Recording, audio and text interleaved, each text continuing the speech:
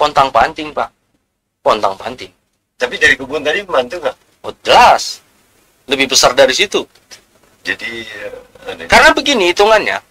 Pegawai negeri di Aceh Tengah, baik di Badan Meriah atau di Gayo Luas, kalau tidak dia mengambil bank, dia sekolahkan SK-nya nih, ceritanya, dia nggak bakalan bisa buat rumah.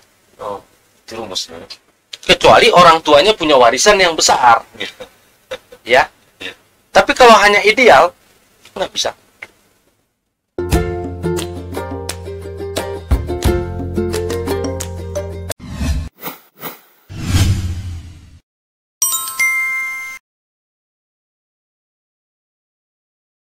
Assalamualaikum warahmatullahi wabarakatuh. Sana kabar amaina biak saudara rakan sobat ini. Alhamdulillah kami kita berbahasa Indonesia dega. Nanti bisa bahasa Gayo campur Ya. dega. Gaduh-gaduh. Jadi malam ini kita bersama Erwin. Saya mengenal Erwin di Bandung. Beliau lama tinggal di Kota Kembang, Bandung, dengan berbagai usaha yang dia miliki. Kemudian sampai sekarang mungkin Erwin hijrah ke Takengon, tapi asetnya masih banyak yang tinggal di Bandung. Kemudian ada Budi. Kita tidak sedang membahas sesuatu yang spesifik malam ini, tapi kita akan ke bahasa Gayo. Kita akan membahas Masam Jing, kati menarik. Tidak kaku seperti wawancara kita selama ini. Podcast kita selama ini selalu dengan narasumber, kemudian dengan cara-cara yang legal atau resmi. Maka malam ini kita mencampur bahasa kita juga, mungkin bisa bahasa Gayo dan bahasa Indonesia. Pertama mungkin kita ke Bung Erwin. Oke. Apa kabar Bung Erwin? Alhamdulillah. Izin. Ini dialektika ini harus ditumbuhkan dari obrolan seperti ini. Ya, Harus ditumbuhkan. jadi kita perlu dialektika. Ya? Dialektika itu penting sekali. Jadi begini Bung Erwin, pengalaman mungkin di Bandung yang demikian lama, hampir separuh hidupnya Bung Erwin berada di Bandung dengan berbagai usaha. Kemudian Erwin kembali ke Tanah Tembuninga, sekarang berada di Bandar Meriah dengan berbagai jenis usahanya yang dia lakoni. Yang ingin kita diskusikan malam ini adalah menurut pendapat Bung Erwin, bagaimana tentang katakanlah 90% penduduk Gayo itu adalah bertani kopi. Nah, dalam pandangan Bung Erwin, bagaimana sudah masyarakat Gayo itu bertani? Apakah mereka ke bahasa Gayo berempus atau berempas? Ya. Silakan Bung Erwin. Oke. Berbicara tentang kopi itu kan gerasik nih. Orang Gayo itu sudah sempat dulu pernah ada ahli kopi mengatakan Ike kuelesen rayoh kuning. Luar biasa tuh. Itu akan keluar kafein. Itu kan udah dalam sekali bahasanya. Bahasanya udah di tingkat tinggi sekali ya. Artinya sih kita itu memang secara literasi datu kita sudah berempus, kemudian awante, bapak, sampai generasi keempat sekarang ini kita masih berempus. Dari 4 generasi ini yang kita pahami hari ini, metodologi untuk berkebun kopi itu kan belum terstruktur dengan rapi. Itu persoalannya. Persoalannya di situ. Jadi hari ini kita perlu berdialog, perlu berdialog untuk mendapatkan satu metodologi secara keilmuan. Bagaimana caranya budidaya itu betul-betul diterapkan di masyarakat. Artinya begini, ketika seseorang itu menikah dan ikejemena osan parangi, osan kureni tebang kau tensu. Ya kan? Ya. Lalu si pengantin tersebut akan bertanya, ini hana si malekusue. Ya kan? Hana si cocok yone. Ini harus kita bantahkan mulai hari ini. Ketika dia sudah siap seperti itu, dia sudah lengkap literasinya. Oh, ketinggian MDPL sekian, turah ini, cara metode begini. Bukunya sudah lengkap. Artinya pengetahuannya itu sudah tidak perlu lagi bertanya kepada amai, BBE. Hana maliku mahinihi kese. Nah, itu yang harus kita pangkas. Itu tidak boleh terjadi lagi. Yes, nah, itu satu sisi. Oke, lalu kita lompat ke manajemen hari ini. Hari ini, secara statistik, kopi Gayo itu baru mendapatkan hasil per pohon itu rata-rata 3 bambu. Per pohon? Cherry per pohon. Per tahun berarti? Ya, per sekali panen. Per sekali panen. Itu bisa didapatkan dari nanti statistik, gampang sekali. Luas wilayah perkebunan kopi kita kan 100.000 hektar tuh. Habis itu data ekspor berapa. Itu kalau kita rata-ratakan akan dapatlah 3 ari per pohon. Secara keilmuan, secara keilmuan kita rincikan dulu. Satu bambu kopi, senari ya Bu Teh. Senari itu kalau kita hitung cherry gelondongi, wahi, nah, berapa sih satu hari wah gelondongi? Itu akan kita dapatkan, ukurannya tergantung musim hujan. Ke musim hujan bekul porawe, itu ukurannya jadi 500 sampai 600 biji kopi cherry per hari. Oke. Sekarang kita sederhanakan. Di dalam satu kokol kopi yang dibuahkan sempurna, yang diserbuki sempurna oleh serangga dan udara, itu akan terjadi 12 biji kopi ya? Betul ya? 12 sampai 14. Ya, 12 sampai 14. Oke, kita ambil 12 sampai 14 biji satu bongkol. Ya, satu kokol. Satu bongkol ya. Satu kokol 12 lah. Habis itu dari satu kokol tadi ada berapa rangkaian? Berapa jumlah kokol? Kokol ya per satu cabang. Ya, satu cabang. Rata-rata biasanya itu kalau di sini 8 sampai 12 tuh. 12 bongkol. Oke. Kita kerucutkan lagi. Ketika yang 12 tadi dikali dengan 8 bongkol, di atas sekitar 96 biji kopi. Satu cabang. 96 lah, atau 100 kita bulatkan lebih gampang. Ketika 100, berapa cabang dia untuk satu hari? Itu berarti kalau kita kalikan 12 kali 8 tadi, hampir 100 tuh, berarti kalau dia ada tadi 600, berarti dia hanya perlu 8 cabang untuk satu hari. Secara keilmuan, di dalam satu batang kopi itu harus ada 500 cabang produktif. Satu batang kopi 500 cabang. 500 cabang produktif. Baik itu nanti piara mau berapa cabang utama nanti. Di dalam 500 tadi, kalau seandainya 30% saja kita buahkan atau 50%, berarti dari 500 cabang ada sekitar 250 cabang produktif. 250 cabang produktif ini dibagi 8 tadi, itu dapatnya hampir 62 bambu. Tinggi sekali itu. Kalau kita secara kalkulasi nanti bisa kita kalkulasi secara cermat nanti. Tapi hari ini kan kita sepakat tadi cuma 3 bambu. Kalau secara kokol tadi betul rangkaiannya, kalau 250 aja itu mendapatkan sekitar 12 bambu Satu batang kopi. Yes. Berarti apa yang terjadi sekarang sehingga cuma kita dapatkan 3 hari per batang kopi? Ya. Pertama, soalnya di mana?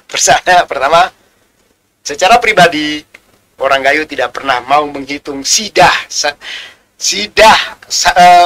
wahni kupini satu hari. Itu orang Gayo rata-rata tidak tahu. Mulai hari ini kalau kita mau edukasikan dari situ dulu lah. Oke, buatan senari ku hitung ke diriku. Biar kita secara langsung kita bisa mempraktekkan. Oh, ternyata senari itu sebegini banyak ya kopinya. Lalu kita mesti berani menghitung tuh, mulai sidah di sana kokol, hitung tuh 1, 12, ini ada 12 kokol, berarti di kesenari sidah ya. Itu kan membuka cangkang kepala kita untuk berpikir tuh. Ya itu tadi perlunya dialektika dengan bukan hanya podcast seperti ini, tapi dialektika dengan batang kopi maksudnya. Kan begitu Bu ya.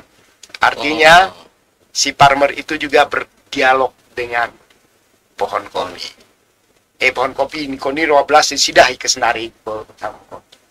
Nah, akhirnya apa yang kita dapatkan? Kalau literasi itu kita dapatkan, semua orang Gayo, saya kira dari 4 generasi tadi hari ini sudah menjadi S3 atau semua tuh. Kalau dia mulai dari awal mau berdialog dengan kopi.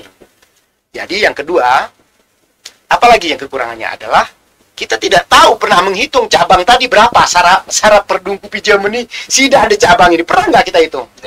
Nggak pernah. Ya. Kita apa ya urusan itu? Apa ya urusan itu? Padahal kalau kita tahu cabang produktif mana segala macam, kita tanya ke kopi itu, aku pajang prodi titus nih. Ya. Nah ini langumuan. Ya. Yang kemudian setelah itu adalah metodologi pruning, ya kan, pemangkasan, sekarang banyak ahlinya. Kemudian metodologi asupan nutrisinya. Jadi ada 3 hal yang berbicara dengan pohon kopi, penghitungan cabang produktif, dan dialektika tentang yang namanya bagaimana tentang metodologi berbudaya kopi secara baik dan benar. Kan itu masalahnya. Jadi ada 3 hal itu. Oke, Budi. Bagaimana tanggapan Budi tentang pendapat Bung Erwin? Saya tertarik di ini tadi ya, di dialektika dengan kopi. Berdialek dengan kopi. Ya. Itu Ini ike bahasa Gayo gak relem memang. Ya. Kenapa? Ike berdialek atau bercerak kita orang kopi. Ini kita berbicara tentang hakikat. Ya. Saya pernah ke Cirebon, ya. Kemarin itu tepatnya di Embrio Multi Agro. Ini adalah sebuah kantor riset dan development tentang embrio. Ahlinya mengatakan, ajaklah pohon itu untuk berbicara karena dia punya nyawa. Ini menarik hakikat. Ini keren. Maka saya akan ingat kenapa dulu orang tua kita ketika dia menanam kopi, Siti Kewe, nikahkan engkau, ya betul. Itu memang diucapkan. Itu diucapkan. Dan itu bukan syair. Itu apa berarti? Begitulah hebatnya ikatan batin orang kita dulu dengan menghargai sebuah tumbuhan, bahwa ini juga adalah ciptaan Tuhan. Dia makhluk juga. Dua makhluk juga. Dia bisa mendengar secara hakikatnya. Ini relem ini sebenarnya kajian ini. Jadi jadi orang tua kita dulu pada saat dia menanam kopi, dia menyebutkan Siti Kewe. Ya, itu bukan cerita dongeng. Itu bukan cerita dongeng. Itu fakta. Fakta. Dan itu biasanya dilakukan oleh kejurun belah pada saat itu. Nah, ulat mien ku cerita Jerman, imasa amain itu mungkin waktu belum we kumpus, kadang-kadang ingut ne batang kupia, kau anak ketiga muah, sementara pong-pongmu main muah, Ingut ne batang kupia. Pasti dia kan menganggap bahwa itu adalah makhluk yang hidup, yang bisa mendengar, dan bisa diajak berkomunikasi. Nah, artinya implementasi keagamaan, siaratan atan ilmu atan bedeni diaplikasikan dalam kehidupan. Bahwa ini juga makhluk ni Tuhan. Iceraki we. Nah, oleh ahli ini Pak Aib ni gerali. Ike ini nian, ini ni rom. Coba ni icaci we, imaki we. Hitamnya hasilnya. Dan nongok buktinan no ya. Tapi coba we imunnya. Iceraki sana haki kita sah. Kemudian kewajiban kita tangguh. Nah, maka atan ke cara Jerman terkait uruminina si print Bang Erwin ini dialog gitu. Ada hak dan ada kewajiban. Contoh ke jematu Jerman begitu tangguh humai. Tangguh hernelnya bulung 8. Jadi jakatnya. Jakat. Begitulah di jematu Jerman menjaga. Arang korelasi urum hasil. Pasti ada biasanya. Tentu arah. Ya. Apalagi lagu ini kita bercerita urum kopinya. Woi kopi. Kok mulai kegunan aku ni melenek haji. pertanyaan tuh saya. Jema-jema nih kebeloh nih haji hanya roh. Kegerari kuro ketaripus. Hari dagang jarang. Hana ketik karena ada subahat atanoya. Begitulah orang Gayo menjaga Tauhid. tauhid tadi. Berarti Bu, bagi masyarakat Gayo bahwa kopi itu bukan hanya sebagai tanaman, seperti katakanlah tanaman di tempat lain, bahwa ini hanya komoditi biasa yang kita perlakukan sesuka hati kita. Di Gayo kopi itu dianggap sepertinya seperti saudara sendiri. Nah, kembali seperti yang diucap nih Bang Erwin ini, ike kuelesan lerayoh kudi, Ya keluar kopi ini tanggung, Kafein berarti. kafein si tanggung. Berarti ini kan ada sebuah nilai kehidupan yang melekat atan roh arwah nih orang Gayo Tentang kopi tadi ya. tentang kopi. Maka lahirlah Siti Kewu. Jadi Dan muncullah syair lagu nih Pak Musa, hei kopi bakoi. oh, Nah itu berdekat. ya. Jadi kembali ke hasil tadi. Oke. Katakanlah kita sudah mengenal kopi seperti di darah kita sendiri. Tapi kemudian kita ternyata tidak pernah berdialektika dengan kopi, sehingga kita tidak tahu berapa jumlah cabang, berapa jumlah bongkolan dalam satu cabang, berapa jumlah biji dalam satu bongkolan. Oke. Kemudian itu sebetulnya apa yang terjadi sehingga kita tidak pernah paham sebetulnya tentang itu. Apakah pengetahuan yang tidak sampai atau bagaimana ini Bang Ibu? Ya, saya mengamati begini. Kita tidak membuka wawasan atau kita kurang jauh berjalan.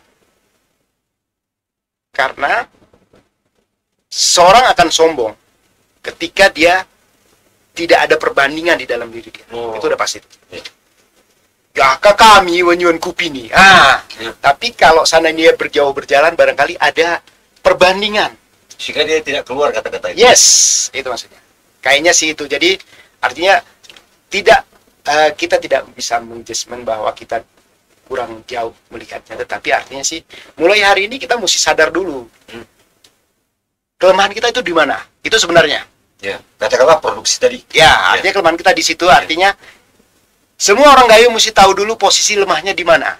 Kita kosongkan dulu gelas kita. Jadi kita harus koreksi ke dalam. Yes, kita tidak perlu memenuhkan gelas kita sehingga orang mengisinya tumpah dor. Hanya orang sibuk mengelap mejanya kan. Kalau seandainya gelas kita kosong, orang ngisi air juga, ya kan kelemahan kita hari ini. Ini maaf, ini cuma tujuh barangkali. Gayo ini gelasnya sudah penuh, sehingga apapun diisi akan Tumpah. luber kan. Hari ini kita mesti sadar bahwa iya kita memang tidak punya kemampuan apa-apa. Berani nggak kita ngomong seperti itu? Ya, koreksi diri ya. Ya, berani nggak? Kalau berani seperti itu kita kesepakati bersama, barulah kita isi sesuatu yang positif dari diskusi tadi, dari kata Budi tadi. Siti Kewu. Dari situ kita mulai berbudaya secara kearifan lokal kah, secara metodologi kah, secara sistematis kah, ya kan itu nanti ada. Tetapi dengan catatan gelas kita ini mesti kosong dulu nih. Saya kira sih itu dasar untuk kita bisa diberikan masukan oleh pengetahuan dan idealis yang lain. Saya kira itu. Kita nggak usah dulu cerita ke yang terlalu tinggi, sementara ini masih penuh, percuma. Kita nanti akan seperti cerita kita di Gardu. Ketika hari ini cerita kopi, besok juga cerita kopi, tetapi tidak pernah endingnya kita mendapatkan satu kesepakatan bersama. Lampe oyam yang cerita, dong posku paling belangi ya. Besok juga cerita posku paling belangi, semua belangi. Artinya kita gelas penuh tadi. Ini kalau kata Budi tadi, ini terlalu bahasanya. Jadi Bu, kira-kira gimana Bu? Tentang ini tadi Bu, katakanlah bahwa kita sebagai orang Gayo, sebagai petani kopi harus koreksi dulu ke dalam. Itu pendapat Budi tentang koreksi ini.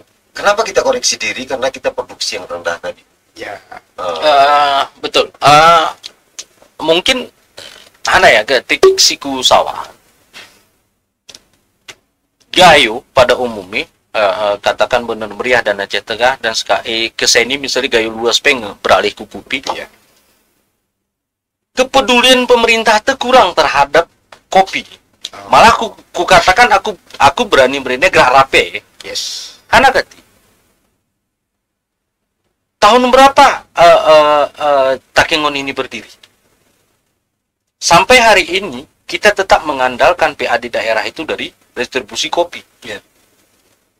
Tapi ada nggak dibuat oleh pemerintah itu laboratorium tanah tentang kopi itu, ada nggak?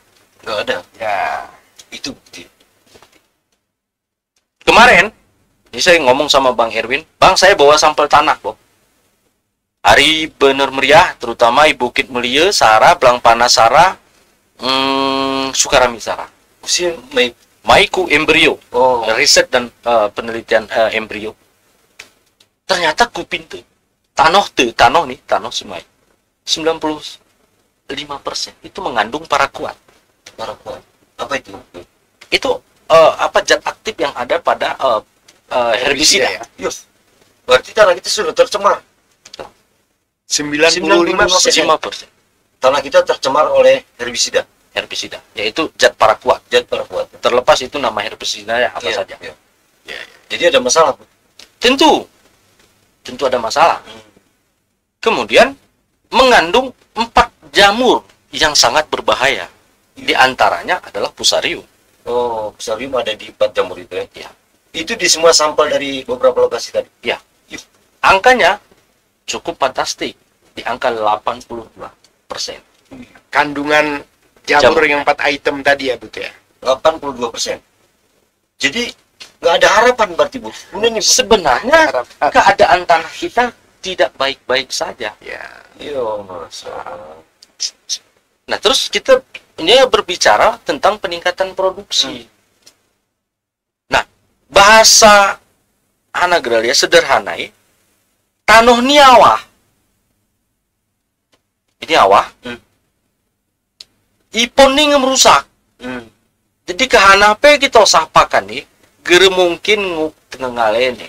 Ya, jadi perlon ini gerumlah kotor. Germa kotor. Maka tetahi mo iponnya. Ya. Jadi untuk kasus tanah ini apa yang akan kita lakukan, Bu? Untuk Nah, sebenarnya saya punya solusinya, tapi gernguk kucerakan data nisin. Jadi aku ini menjadi promosi. Ini gernguk. Ya. Tapi kemele konsultasi lain-lain nguk kita kumah Bang. Kita arah mega agro grali. Salah satu manajemen pertanian yone. ya, Ini kase arti kadang aram pusi talu. Gere sanggup newe. Maka konsultasi room kita sediakan pekerjai manajemennya dan sebagainya. Ngok kita bantu ya, sampai produksi dia, Bu. Ya. sampai dia produksi.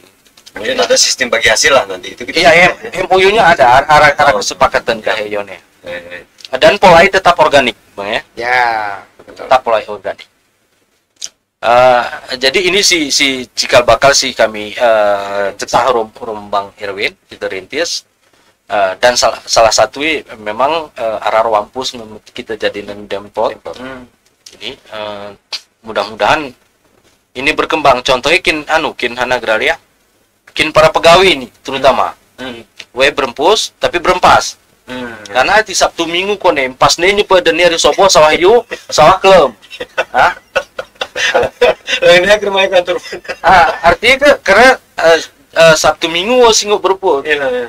Tapi ke jematuan te zaman arti memang konsentrasi wetan pos hanya soboh arep nguk minum kopi mari semiang katan pusu kejap terus buat hanya we mangan jam sawahku jam 10 buat mian yang we ngesantai mian yuma.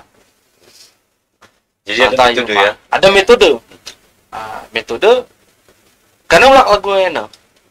Ike makin bawe berdentu tanpa sahabat tangku piape kemel we ke gerumba. Bahasa nih jema-jema.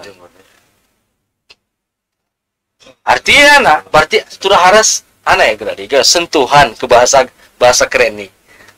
Ike bahasa ni pong-pong tu sumana ike deki batang ni kupiah. Oh ya. Berarti harus kita ciptakan chemistry antara pohon itu dengan kita. Ya. Sedikit membahas hakikat ini, Nah, jadi artinya Bang Erwin Budi bahwa selama ini kita berhubungan dengan kopi itu karena kita menganggap dia hanya sebagai tanaman biasa, kemudian kita memperlakukan dia tanpa perasaan karena dia kita anggap tanaman yang tidak mengerti tentang perasaan tadi. Padahal sesungguhnya hakikatnya seperti lagu cerak ni awan tejaman bahwa begitu suwen kopi ni langsung ini siti keluar pernikahan korong kuyu dan bla bla bla gitu kan. Jadi komunikasi kita sebagai petani kopi dengan pohon kopi kita harus dirubah mulai saat ini. Oke, setuju sekali. Ya. Itu tadi, ketika kita awali semua dengan kekurangan, kita tahu bahwa kita semua tidak ada metode yang tadi kan salah nih. Penghitungan kita belum melakukan itu cabang semua. Ketika itu semua orang tahu tidak ada lagi keegoisan nih. Betul, kami memang kurang paham itu. Mulai hari ini kita lakukan penghitungan. Ya kan? Baru habis itu ke dialektika tadi. Setelah dialektika terjadi baru ke manajemen. Ya. Nah, ini manajemennya kayaknya satu rangkaian. Artinya sih kita mulai benar-benar dari titik nol.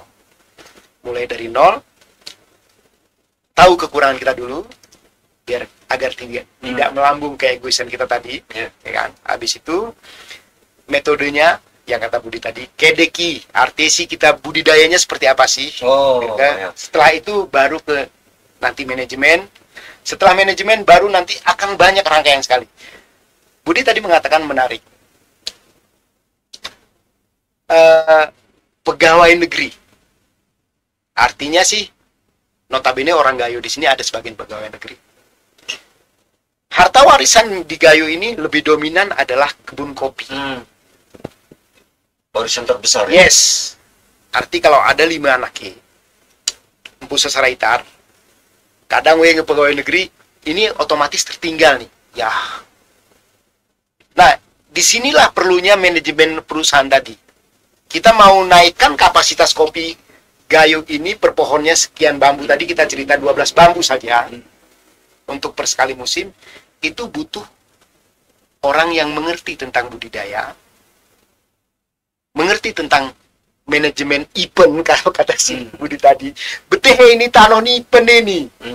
Kalau rusak kita benarkan dulu untuk mendapatkan hasil maksimum dari 12 bambu tadi. Nah, ini perlu manajemen. Nah, ini kita lagi rintis Mega Agro ini. Kita akan riset tuh dengan demplot yang sekarang kita kerjakan. Kita mulai dari hitung tuh biaya per pohon berapa, ya kan? Terus berapa lama recovery-nya? Kalau kita buat pupuk ini seperti apa hasilnya, seperti apa perkembangannya? Itu nanti akan ada literasi tahapan-tahapan yang kita bukukan tuh. Ya kan? Iki ngedemu kayak konsepnya. Kembali lagi ke cerita arah anak Nipolanu ben kerja ini. Gini ranya, maikonya buku ini selesai ya. Formulasinya sudah. Wah, itu saya kira sih apa yang terjadi? Ketika 12 bambu aja per pohon kopi orang Gayo. Kalau 12 bambu per pohon berarti 1 hektar itu bisa 18 ton. 18 ton cherry. Kalau kita kalikan rupiah, ya kan? Kita harga terendah aja. Itu bisa sekitar 250 juta per tahun. Bagi 12, ya kan dapatnya 24 sekian lah. Jadi gajinya 24 juta. Ya, artinya sih kebutuhan hidup orang Gayo itu satu keluarga berapa sih? 5 juta. Masih ada safety ya? Safety 22 juta tuh atau 12 juta tuh setelah dipotong. Dalam 5 tahun. Pemerintah akan bangga tuh. Pendapatan per kapita terbesar di Indonesia itu ada di Gayo. Bisa nggak diceritain? Bisa. Why not? Itu tergantung mau nggak kita kosongkan gelas kita nih hari ini. Dari itu dia. Closing statement, Bu. Kalau saya ada sedikit pesan mungkin untuk pemerintah daerah kita. Ya. Kalaulah pegawai negeri itu hanya golongan 3, berarti hanya mampu menyekolahkan anaknya sampai SMA. Real. Kenapa? Pertanyaannya. Gaji golongan 3 itu berapa sih? Katakan 5 juta. Dia punya anak 3. 4 juta 1 bulan itu habis untuk biaya di rumah tangga saja. Terus kalau cuma ada lebihnya 1 juta, mampu nggak dia untuk menyekolahkan anak? Kalau tanpa kebun. Jadi alternatifnya harus berkebun. Dalam kondisi saat ini, dengan efisiensi anggaran, defisitnya anggaran, Maka apa yang terbaik? WFH. Apa itu, Bud? Work from home ya. Oh, work from home ya. Ya. Itu yang paling ideal, Bud ya. Itu ideal. Berarti ya, kembali ke kebun kopi. Ya. Di kebun kopi yang penting sekarang ada sinyal.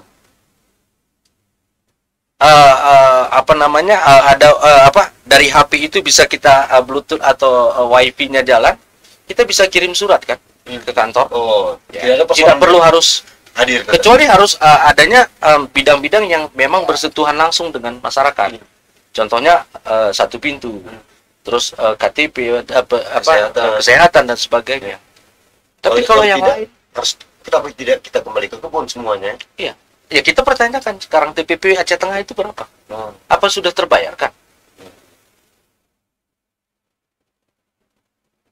Itu dia ya. Ini perlu, artinya kenapa saya sampaikan kepada kita semua, karena saya merasakan sebagai pegawai negeri, Oh. anak saya 3 kuliah, saya hanya golongan 3,